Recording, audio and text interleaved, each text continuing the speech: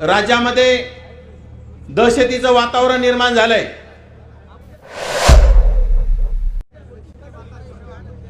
एक आंदोलक पिसाळलेल्या कुत्र्यासारखा भुजबळ साहेबांसारख्या 77 वर्षाच्या योद्ध्यावर जाणीवपूर्वक आरोप करून खालच्या गलिच्छ भाषेत शिवीगाळ करण्याचं काम करत असताना त्यातच आता जो पिसाळलेला आंदोलक जो आपल्या अनेक ओबीसी नेत्यावर चिंतोडे उडवण्याचं काम करत होता, गलिच्छ भाषेत शिवीगाळ करण्याचा काम करत होता, राज्यामध्ये दहशतीचं वातावरण निर्माण झालंय। एक आंदोलक पिसाळलेल्या कुत्र्यासारखा भुजबळ साहेबांसारख्या 77 वर्षाच्या योद्ध्यावर जाणीवपूर्वक आरोप करून खालच्या गलिच्छ भाषेत शिवीगाळ करण्याचं काम करत असताना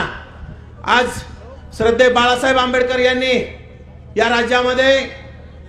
बहुजन नेते म्हणून ओबीसी आरक्षण बचाव यात्रा आणि संविधानाचे जनक विश्वरत्न डॉक्टर बाबासाहेब आंबेडकरांचे नातू या नात्याने ज्या डॉक्टर बाबासाहेब आंबेडकरांनी आपल्याला घटनेच्या 340व्या कलमातून आरक्षण दिलं,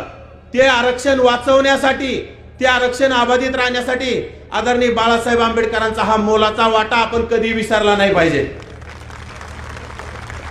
मित्र, आपले अनेक पक्ष असतील, आपण अनेक पक्षामध्ये काम करत असू, परंतु आज वेगवेगळ्या पक्षात काम करत असताना अनेक आपले नेते ओबीसीचं आरक्षण वाचवण्यासाठी झगडत आहेत, तरी पण या राज्यातील राज्य सरकार दुर्लक्ष करण्याचं काम करत होतं। पण त्यातच आता जो पिसाळलेला आंदोलक जो आपल्या अनेक ओबीसी नेत्यावर चिंतोडे उडवण्याचं काम करत होता, गलिच्छ भाषेत शिवीगाळ करण्याचा काम करत होता, या पिसाळलेल्या कुत्र्याला मी सांगू इच्छितो, आज तुझ्या दम असेल तर बाळासाहेब आंबेडकरांवर बोलून दाखवण्याची हिंमत करून दाखव,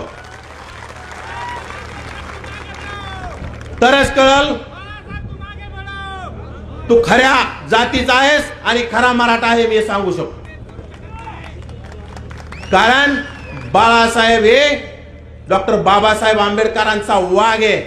आणि या वाघाला कोणी लाल करण्याची हिंमत करू शकत नाही। आणि बाबासाहेब आंबेडकरांचे नातू आमच्या पाठीशी असल्यावर आम्ही सुद्धा येणाऱ्या काळात घाबरणार नाही।